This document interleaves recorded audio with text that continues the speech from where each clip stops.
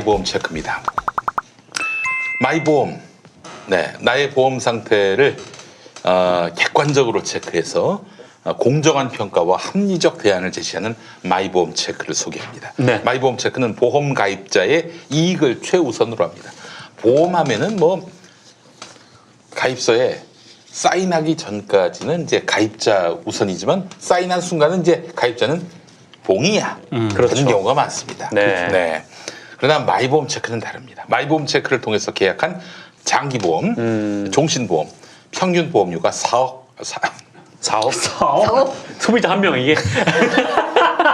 죄송합니다. 46,000원. 46,000원. 네. 46,000원에 불과합니다. 이 얘기는 곧 비싼 보험 팔아서 수익을 챙기려는 것이 아니라 소비자에게 가장 합리적인 상품을 판매해 왔다 이런 의미입니다. 불필요하게 비싼 거 가입하려고 하면 마이보험 체크는 오히려 고객을 뜯어말린다고 합니다. 네. 또한 마이보험 체크의 상담 대비 계약 체결률이 평균 25%, 4분의 1. 잘 나가는 대리점에 비해서 저조한 편입니다. 왜냐하면 상담 후에 강매 형식으로 소비자에게 부담을 전혀 안 주기 때문인데 상담 후에 귀찮게 연락하는 것도 없습니다. 마음에 드는 그 여자, 그 이 계약 상담자들, 네, 이런 분들한테 끝나고 전화했다가 감옥에 가는 이런 경험하진 않았고 네. 네, 절대 하지 않습니다. 네, 그럼요. 네. 자, 그래요. 최근에 마이보험 체크를 사칭하는 사례가 여러 건 발생했다고 하는데 마이보험 체크는 상담 신청한 고객께만 전화를 드립니다. 절대로 무작위로 전화해서 영업하지 않습니다. 예전에 내가 아는 어떤 가수가 정말 유명했던 사실 네. 80년대 90년대는 시청률이 기본적으로 70% 80% 이런 때였으니까 TV에 한번 나오면 대박이었어요. 그래서 이제 어떤 가수인데 이름은 뭐 얘기할 수 없는데 그 가수 같은 경우에는 그때 마침 뭐 큰 히트곡을 한번 냈어요.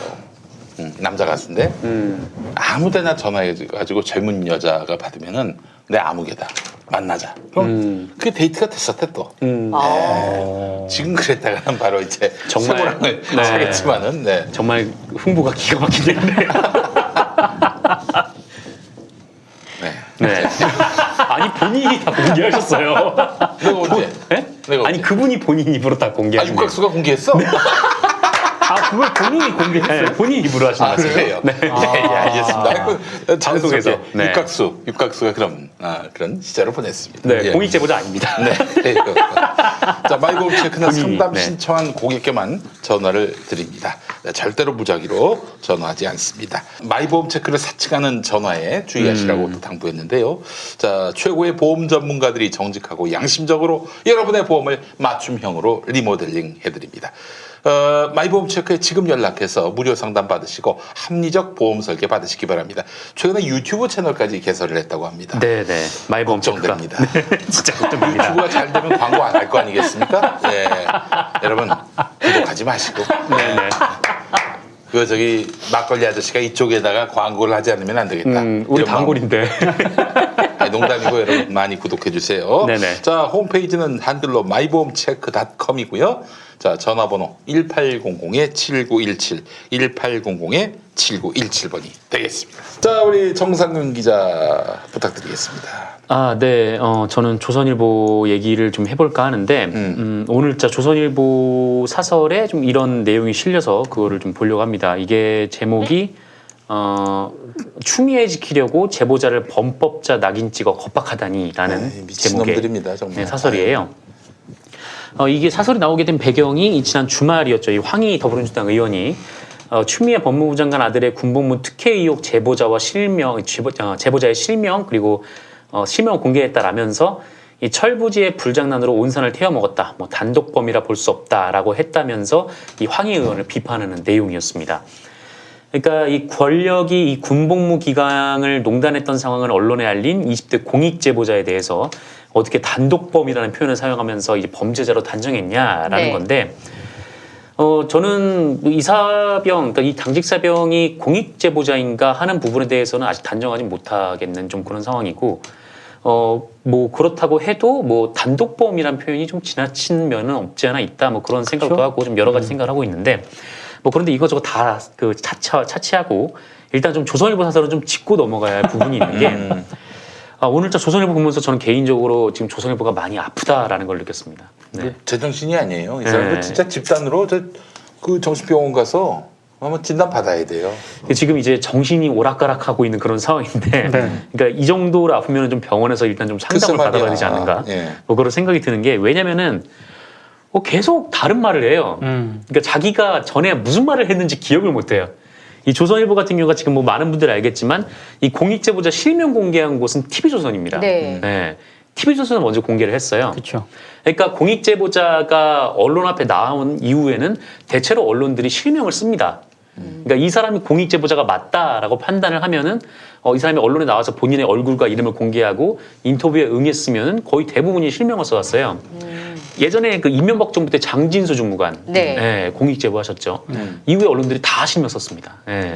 어쨌든 뭐 이분의 뭐 지금 공익제보 이후에 삶이 굉장히 좀 어려웠던 것으로 알고 있는데 어쨌든 그런 불구하고 언론이 다 뭐 이때는 뭐 이런 논란이 없었어요. 그리고 뭐 TV조선이 실제로 2월 12일에 이 추미애 장관 아들의 이 군 휴가 특혜 의혹을 제기하면서 이 현모병장의 실명과 얼굴을 그대로 인터뷰를 했고 또 이후 보도에서도 계속 그 실명을 언급했다라고 하고 물론 이제 TV조선에서 범죄자 취급은 안 했겠지만 근데 뭐 이미 방송에 나와서 인터뷰를 한 상황이기 때문에 뭐 어쨌든 뭐 이렇게 좀 뭐랄까요 하여튼 예전에 장진수 주무관처럼 뭐 이렇게 실명을 공개를 한 게 마치 이제 하늘에서 뭐 경천 동지할 일이 벌어진 건 뭐 치를 떨고 막 그럴 일인가라는 생각이 한편 드는 거죠. 근데 조선일보가 이 실명 관련된 얘기를 하면서 이제 그 언제죠? 하여튼 얼마 전에 며칠 전에 이제 보도를 했는데 그러니까 공익제보자 실명 공개한 황희의 추미애 아들도 밝혀라 비난 빗발이라는 기사를 냈어요. 같은 논리면은 TV조선 사장 아들 이름부터 밝혀야 되는 거 아닙니까? 그렇지. 이 논리면. 네. 어쨌든 뭐 그런 상황이고.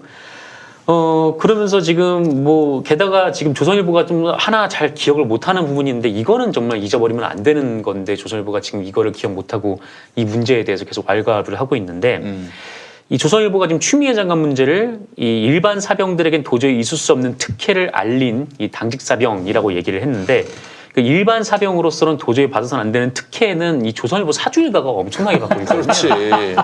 이거를 잊어버리면 안 돼요. 이게 사주를 연매기는 거거든요. 조선일보를 포함해서 우리나라 사주들의 언론사 사주들 그리고 그 아들들의 이 병역 면제 비율이 40%가 넘어요. 그러니까 우리나라의 평균 면제율이 한 3점 몇 %거든요. 제 주변에 면제 한 명도 없어요. 네, 제 주변에도 면제는 보지 못했는데 방위산업체 간에는 있어도. 근데 어쨌든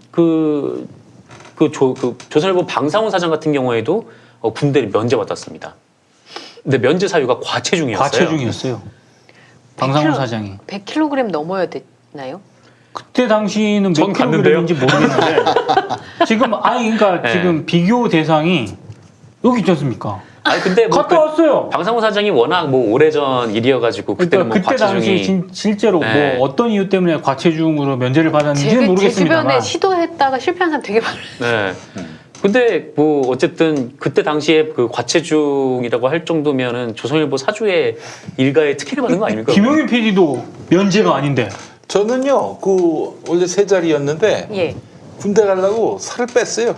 그래가지고 와우. 그나마 방위나마 같이 방위가 아니라 저 공익근무요원 같이. 공익근무요. 네. 네. 왜냐면은 뚱뚱한 것도 서러운데 뚱뚱해서 군대 못 갔다. 이건 나의 그 엄청난 낙인이라고 판단을 해서. 아, 그걸 낙인이라고 판단해서. 아니, 난 무슨 애국심 이런 거 없어요. 그런 거 전혀 없고 그냥 뚱뚱한 사람이 군대도 못 갔다. 이게 얼마나 나로서는 정말 너무 멍해와도 같은 것이고. 뚱뚱한 사람이 군대 갔는데 뚱뚱한 사람만 모아놨다. 다이어트 부대. 다이어트 부대 아까 제가 되게 놀랐어요. 아니 우리는 그런 건 전혀 없었지. 그런 거는 뭐 하여간 그래서 이제 갔었는데 뭐 저기 하여간 과체중으로 군대를 못 갔다면 어마어마하게 살을 그러니까요. 찌워냈을 맞아요. 텐데. 네. 제가 알기로도. 진짜 뚱뚱해야 돼요. 네. 지금 방상훈 사장이 그렇게 뭐 살이 있는 뭐 물론 이제 풍채는 사진만 있지만 봐서 사실 네. 뭐잘 뭐 모르겠습니다. 이게 과체중 뭐일 수도 있지만 그게 군대 면제까지 받을 만큼 뭔가 뭐 아파서 그랬다라는 거는 좀 잘 모르겠고 어쨌든 이 본인의 사주 일가가 이렇게 이 나라로부터 엄청나게 많은 이 병역 면제율을 받고 있는데 뭐 이렇게 하면은 지금 사주 일가를 연맹이는 거 아닌가 라는 생각이 한편에서 들고 40%는 진짜 너무했네요. 뭐 조선일보뿐만 아니라 이제 전체 언론 그러니까요. 사주 일가를 언론사 다 사주. 통틀어서 통계를 내면요. 유난히 많이 아프신가 봐요. 그러니까요. 예. 네. 그리고 제가 계속 조선일보가 좀 많이 아프다. 이게 뭐 하루 이틀 일이 아니다라고 말씀을 드렸는데 이게 진짜 어제 오를 일이 아니거든요. 조선일보가 이 얘기했다 갑자기 딴 얘기하고 막 전에 얘기를 막 비판하고 막 그랬던 게. 그러니까 대표적으로 뭐가 있냐면은 이 가장 최근에는 이 공공의료 관련돼서 조선일보 보도가 있었는데 이 정부가 정부가 이제 공공의료 대책을 딱 발표를 한 이후에 네. 조선일보가 기사에 뭐라고 썼냐면은 필요한 정책이라고 썼었어요. 아, 공공의료 정책. 예, 뭐 그럴 수밖에 없죠. 지금 메르스 때문에 지금 지역 의료 문제가 좀 심각하고 뭐 당연히 네. 뭐 그런 상황이니까 뭐 필요한 정책이라는 취지로 이제 기사를 썼는데 갑자기 이제 그 의사 쪽에서 그 단체 행동을 시작하니까 왜 정부가 이제 이 시점에 막 이런 그 뭐죠? 그 안을 내놨느냐 갑자기 이렇게 비판을 하기도 하고 그리고 이제 검찰발 보도를 조선일보가 엄청나게 옮겨 썼는데 이 KBS와 MBC가 뭐 이른바 이제 검찰발 보도를 쓰니까 권한유착이라고 주장을 하지 않나. 네. 그리고 또 이런 일도 있었는데 그 2018년에 이 북한의 김영철, 네. 북한의 김영철이 이제 북한 고위급 대표로 남한을 방문했습니다. 근데 조선일보가 사설로 이 북한이 김영철을 고위급 대표단 단장으로 내려보내겠다고 한 것은 이 대한민국과 천안함 유족들을 우습게 보고 능멸하겠다는 것과 마찬가지다. 이렇게 썼어요. 그런데 2014년에 그 김영철이 남쪽에 내려온 적이 있습니다. 박근혜 정부 때. 박근혜 정부 때. 네. 근데 그때 조선일보가 뭐라고 했냐면 김영철이 천안함 폭침 도발의 주역이다라고는 했는데 그런 인물까지 상대하는 것이 남북회담의 어려움이고 현실이다. 라고 썼어요. 그래서 어떻게 하면 왔다 갔다 하잖아요, 지금. 기억이. 깜빡깜빡 하는 건데. 나는 요즘 그런 생각이 듭니다. 조선일보가 이미 뭐 자기들의 어떤 논리적 일관성 그리고 어떤 논지의 독창성 혹은 뭐 합리성 이런 것들은 별 관심이 없고 빈지면을 낼 수는 없지 않습니까? 그렇죠. 빈지면을 낼 수 없으니까 지면 채우는 용도로 글을 쓰는 게 아닌가 그런 생각이 들고요. 이제 뭐 아마 조선일보에서 막 자기들의 어떤 그 논설이나 혹은 보도에 대해서 시비 거는 사람들한테 속으로 아니 우리한테 왜 그런 걸 기대하지? 이런 마음을 먹고 있는 게 아닌가 하는 생각이 듭니다. 아니, 우리 그러는 거 몰라. 아니 네. 뭐 하루 이틀 봤어? 왜 자꾸 시비야? 귀찮게 네. 이렇게 생각하고 있는 게 아닌가? 그러게요. 근데 또 있습니다. 그 2016년에 이 민주당이 이 공수처안을 내놨을 때가 있어요. 그러니까 2016년이면 이제 촛불 집회가 한창이고 막 우병우 문제가 불거지고 막 공직자들의 비리와 부패가 막 본물 터지듯이 쏟아지던 그때였는데 그때 이제 조선일보가 사설을 썼는데 그때 제목이 뭐였냐면 부패, 특권, 오만, 검찰 감시할 기구 이참에 만들어야라는 그래요. 사설을 썼어요. 예. 네.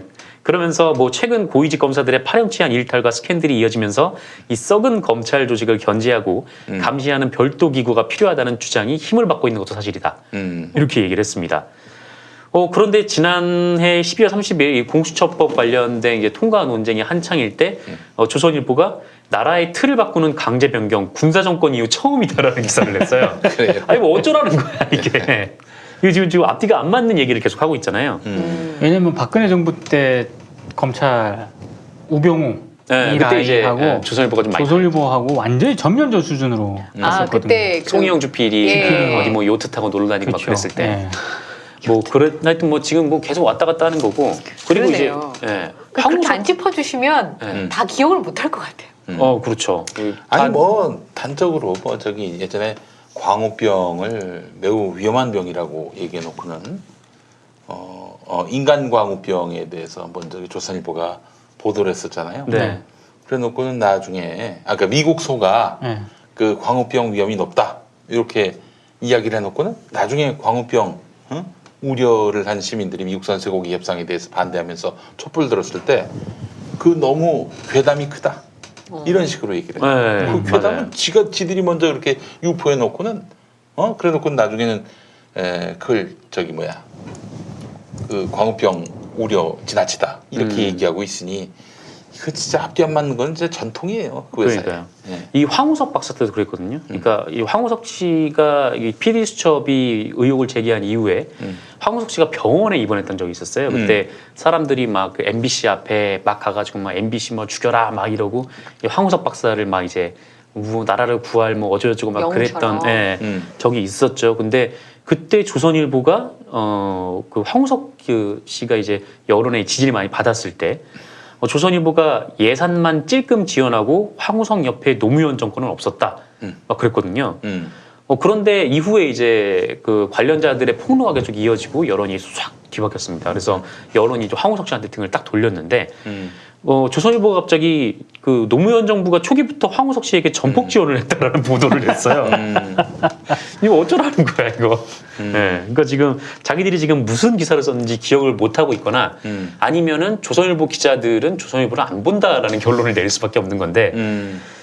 그리고 이게 뭐 논쪽뿐만 아니라 이 기자들 자체도 사실 좀 그렇습니다. 그러니까 어떤 그 노동 쪽에 이제 파업이 일어나면은 이제 뭐 경제를 망친다라던가 이 고임금들이 이 고임금을 요구하는 뭐 그런 귀족 노조, 귀족 노조, 막 이기주의 이렇게 매도를 했는데 이 조선일보가 자기들한테는 조선일보 노조가 자기들한테는 맨날 임금 인상을 요구를 하고 있어요.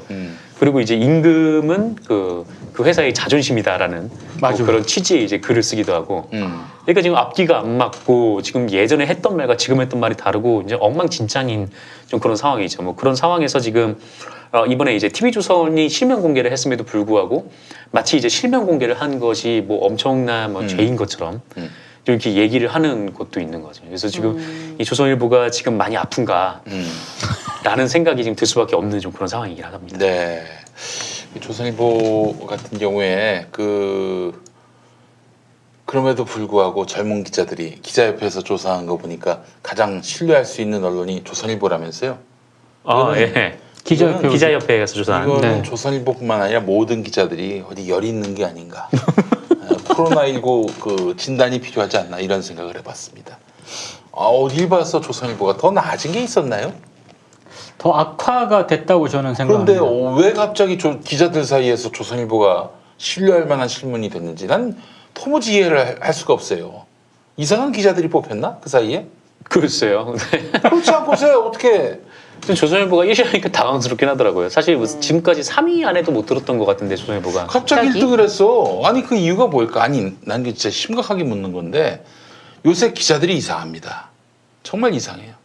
옛날부터 좀 이상하긴 했습니다. 점점 이상해졌는데 최근 들어서 아주 급격하게 이상해졌어요. 뭐 이런 일이 발생을 할 수가 있나? 그러니까 물론 제 논조나 뭐 지향하고 달라서 이 차원을 떠나가지고.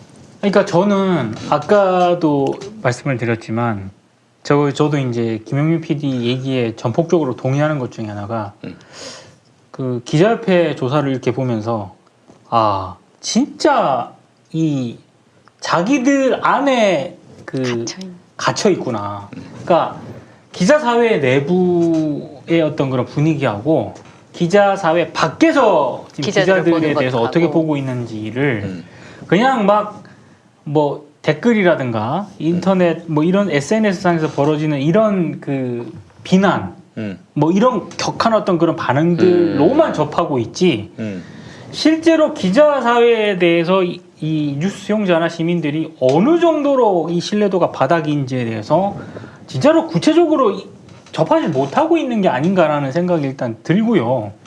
아까 제가 말씀드렸잖아요. 이게 각사 문화가 점점 옅어지고 이게 기자단의 어떤 카르텔 이쪽으로 옮겨졌는데 요즘은 그 같은 출입처를 출입하고 있는 그 기자 사회 내부에서도 이 세분화가 돼요.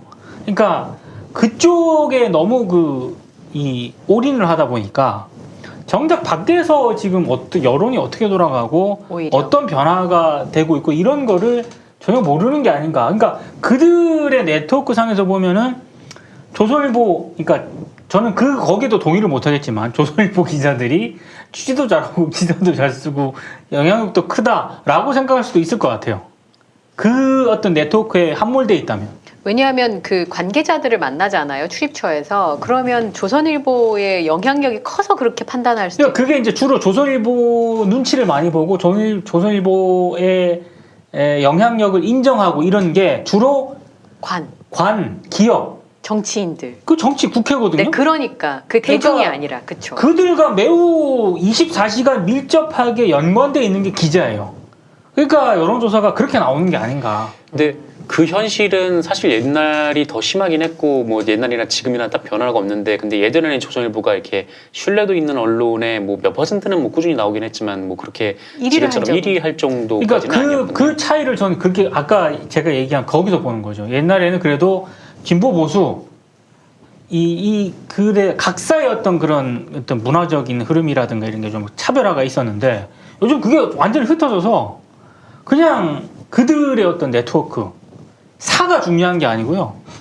좀 그렇게 바뀌면서 이번 결과가 이렇게 나온 게 아닌가? 저 개인적으로는 그냥 그렇게 추정을 하고 있죠. 아유, 참 요즘 언론사에 계신 분들 잘 뽑아야겠습니다.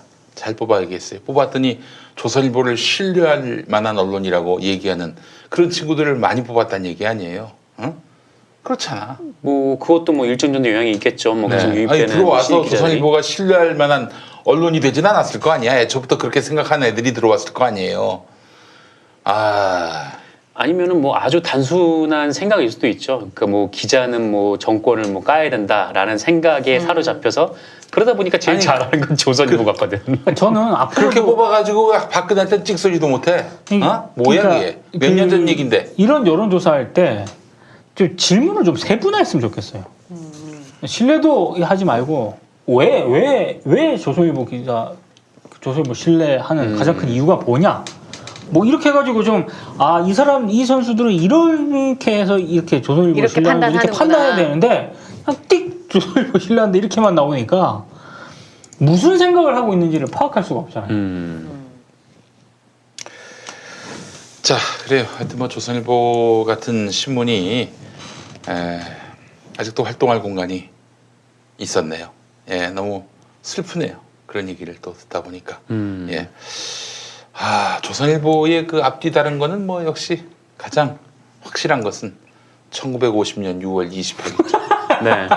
조선민주주의 인민공화국 만세, 김일성 장군 만세. 그거 아니겠습니까? 뭐 그거는 뭐 아무리 좋게 봐서 그냥 뭐 목에 칼들이 밀고 그냥 뭐 찍었다고 봐도 이거는 뭐 목에 아무도 누가 제재를 하지 않았잖아요. 근데 네.